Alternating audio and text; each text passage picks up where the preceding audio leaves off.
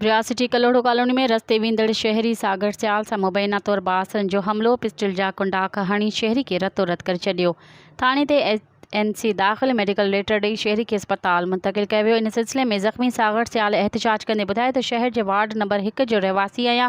क़ौमी शाहराह बाईपास तां मोटरसाइकिल ते सवार थी शहर तरफ़ अची रहियो हुअसि त रस्ते में कलोड़ा कॉलोनी में बासर कुर्बान कलोड़ो ऐं कोडो कलोड़ो मूं मथां हमलो करे ॾिनो ऐं पिस्टल जा कुंडाक हणी सख़्त ज़ख़्मी करे छॾियो। हुन एसएसपी नौशरफ फेरोज़ डीएसपी भिरिया ऐं एसएचओ ब्रियासिटी खां मुतालबो कंदे घुर कई त ॿिन्ही बासरनि जवाबदारनि ख़िलाफ़ कार्रवाई करे इंसाफ़ करे ॾिनो वञे। कहिड़े ॻोठ जो आहीं? भिरिया शहर जो कहिड़े पाड़े वेठो आहीं?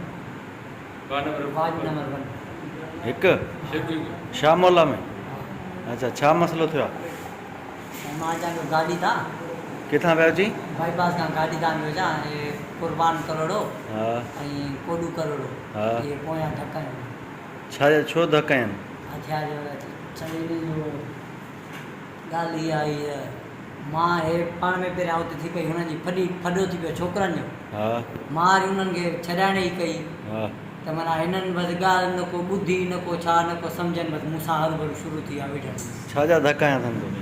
धक पिस्टल जो कुंडाक। अच्छा, पिस्टलन।